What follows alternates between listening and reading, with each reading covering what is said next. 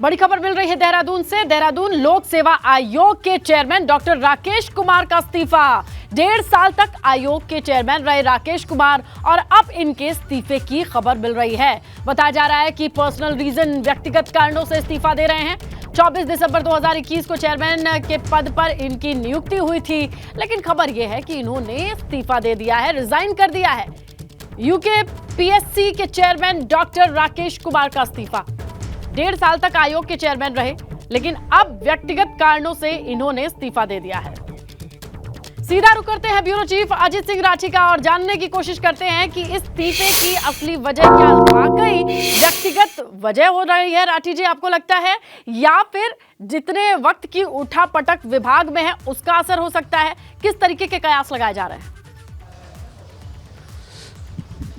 हाँ, नहीं देखिए, मैं आपको स्पष्ट कर देता हूं कि उन्होंने बिल्कुल पूरी तरह से सामान्य परिस्थितियों में अपने आप को बताते हुए और एक व्यक्तिगत कारणों से इस्तीफा दिया है। राज्यपाल ने, मैं एक नई जानकारी और दे रहा हूं कि राज्यपाल ने कल उनका इस्तीफा स्वीकार भी कर लिया है, क्योंकि लोक सेवा आयोग के चेयरमैन के नियुक्ति अधिकारी राज्यपाल होते हैं।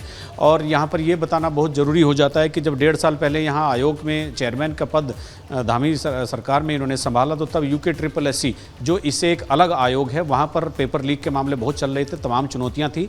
और 1.5 साल में रिकॉर्ड 30 परीक्षाएं कराने का रिकॉर्ड भी इन्हीं के नाम दर्ज है। उससे पहले 5 साल में 30 परीक्षाएं नहीं हो पाई, लेकिन इन्होंने 30 परीक्षाएं कराकर तकरीबन 4000 बच्चों का, अभ्यर्थियों का चयन किया जिनको रोजगार मिला है।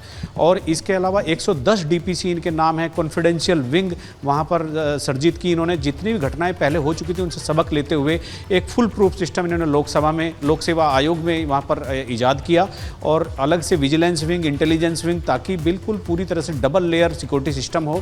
तो लेकिन राकेश कुमार का जाना वैसे तो लोक सेवा आयोग के लिए भी बड़ा हानिकारक होगा, बड़ा नुकसानदायक होगा, लेकिन उनकी चूंकि व्यक्तिगत परेशानी है कोई, या व्यक्तिगत वो अपने कारणों के चलते यहाँ से जा रहे हैं, लेकिन सरकार के सामने उतनी ही बड़ी चुनौती होगी कि राकेश कुमार का रिप्लेसमेंट भी राकेश कुमार जैसे किसी अफसर से ही किया जाए। चूंकि राकेश कुमार इस कैडर के आईएएस अफसर थे, इस्तीफा देने के बाद वो चेयरमैन बने थे आयोग के, तो जब उनका पहले वाला रिकॉर्ड भी बहुत शानदार रिकॉर्ड रहा है, और वो इसके अलावा भी संयुक्त राष्ट्र में भी उन्होंने अपनी सेवाएं दी हैं। संयुक्त राष्ट्र में, यूएनडीपी में, यहाँ कंट्री में चीफ एडवाइजर वो रहे हैं। इसके अलावा तमाम पदों पर रहने के बाद, और इंद्रधनुष जैसी योजना जो भारत में स्वास्थ्य के क्षेत्र में चली थी, वो उन्हीं की लॉन्च की हुई है।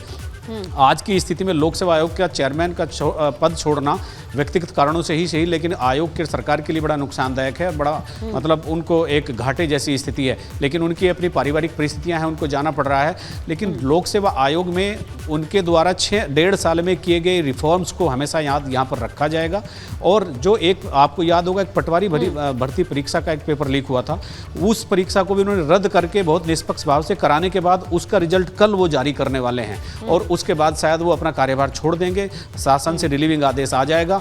यानी 30 परीक्षाएं ऐसे माहौल में जब पेपर लीक हो रहे थे, पारदर्शी ढंग से, निष्पक्ष ढंग से कराना, ये एक बड़ी उपलब्धि उनके हिस्से में रहेगी। और वाकई ये रिकॉर्ड उनके नाम रहेगा कि 1.5 साल में भर्तियों को लेकर के पहले से ही इतनी कशमकश, और युवाओं के लिए जिस तरीके की परिस्थिति यूकेपीएससी से क्रिएट हुई, उसमें किसी अच्छे ऑफिसर का इस तरीके से रिजाइन करना और उसकी रिप्लेसमेंट ढूंढना वाकई चुनौती होने वाली है प्रशासन के लिए। क्योंकि जिसने पारदर्शी इम्तिहान कराए, जिसे सिस्टम की इंटरनल नॉलेज इतनी अच्छी थी, वो इंसान अगर अपने पर्सनल रीजन से, बहुत आम नहीं है अजित जी कि इस तरीके की खबरें बार बार आ रही हो कि कोई आयोग के पद पे अपने पर्सनल कारण, पर्सनल लाइफ की वजह से रिजाइन करता हो। ये बहुत आम खबर नहीं साउंड करती है, ये बहुत रोज रोज ऐसा नहीं होता है।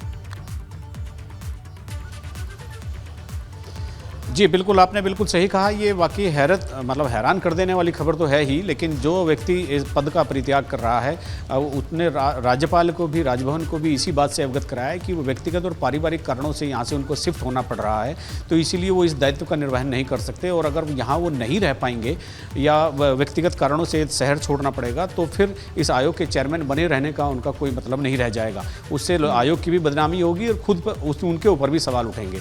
तो ये एक ऐसी चीज़ आ रही थी। और मेरी भी उनसे खुद अभी दूरभाष पर बात हुई, उन्होंने ये भी कहा मुझे कि चीफ मिनिस्टर का बहुत उनको सपोर्ट रहा 1.5 साल में, किसी तरह का कोई पॉलिटिकल इंटरफियरेंस आयोग में नहीं हुआ। उन्होंने बहुत निडरता के साथ, निष्पक्षता के साथ, बहुत कायदे से सारी परीक्षाएं कराकर जो उन्हें दायित्व मिला था उसका निर्वहन किया, लेकिन समय से पहले उनको जाना पड़ रहा है। मतलब ये वो खुद ही कहते हैं कि उन्होंने भी ऐसा नहीं सोचा था, उनकी कार्य योजना का यह हिस्सा नहीं था, लेकिन अचानक कुछ व्यक्तिगत कारण होते हैं तो जाना पड़ता है। जी बिल्कुल, और ये जाना अब विभाग के लिए चिंता का सबब है। उनकी जगह किसी और को लाना और खासकर परीक्षाओं में पारदर्शिता को लेकर के जिस तरीके का माहौल, जिस तरीके के एग्जाम्पल्स आए हैं उत्तराखंड में, बहुत अहम हो जाता है कि इनकी रिप्लेसमेंट कोई इतना ही सूझबूझ वाला ऑफिसर बन पाए। नजर बना करके रखेंगे। फिलहाल की जानकारी के लिए, डिटेल्स के लिए अजित जी आपका शुक्रिया। ब्यूरो चीफ अजित राठी बता रहे थे कि किस तरीके से व्यक्तिगत कारणों की वजह से ये पद छोड़ रहे हैं एक ऐसे ऑफिसर जिनके पास अच्छा खासा अनुभव है। पारदर्शी तरीके से 30 इम्तिहान उन्होंने निर्धारित कराए, बच्चों के कराए, 4000 बच्चों की प्लेसमेंट हुई। ये तमाम चीजें इनके कार्यकाल में रही।